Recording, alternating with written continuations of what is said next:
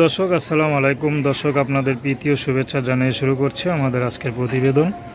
তো দর্শক আজকে আমরা এক অসহায় মেয়ের গল্প তুলে ধরবো, জানবো আপুটি কেন ইউটিউবের মাঝে আসলেন, তিনি কি বলতে চান। আপু আসসালামু আলাইকুম। ওয়ালাইকুম আসসালাম। কেমন আছেন? এই তো ভালো। নাম কি আপনার? আমার নাম সুমাইয়া। সুমাইয়া, খুব সুন্দর নাম। সুমাইয়া আপু ইউটিউবে কেন আসলেন? ইউটিউবে আসছি, কষ্টই আছে এই জন্য আসছি। কিসের কষ্টে আছেন? আমি মানুষের বাসায় কাম করি, আমার মাটা অসুস্থ, বুঝছেন? আচ্ছা এই জন্য। আচ্ছা, বাবা নাই?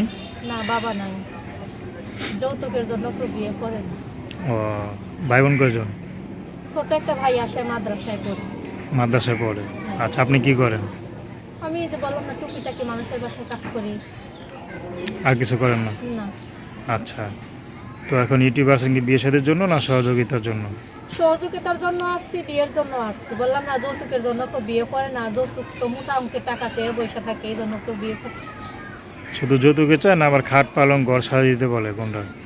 এইরকমও বলে, সমর্থ নাই দেখেই তো বললাম যে যৌতুক চাই, এই জন্য বিয়ে বসতে পারি না। আচ্ছা, কত টাকা চায়? ও বহুত টাকা চায়। তো আপনারা গরিব মানুষ, জানে না? হ্যাঁ জানে।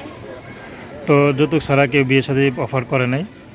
না, এটা যদি ভাগ্যে থাকে তাহলে হবে। দু একজনে বলছে বিয়ের কথা, দু একজনে বলছিল, এই জন্য যৌতুক চাইছে দেখে আমি বিয়ে বসতে রাজি হইনি। তো এখন যদি টাকা পয়সা ছাড়া কেউ বিয়ে করে, দেখা গেলো তার বয়স বেশি, তাহলে কি আপনি বিয়ে করবেন?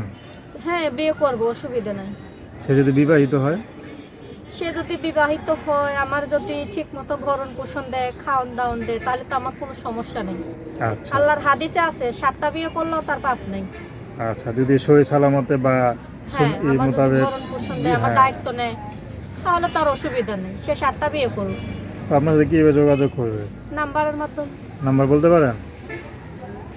তো দর্শক, তার নাম্বারটা হচ্ছে 010744187814। আমি নাম্বারটা আবারও বলছি 017441878814।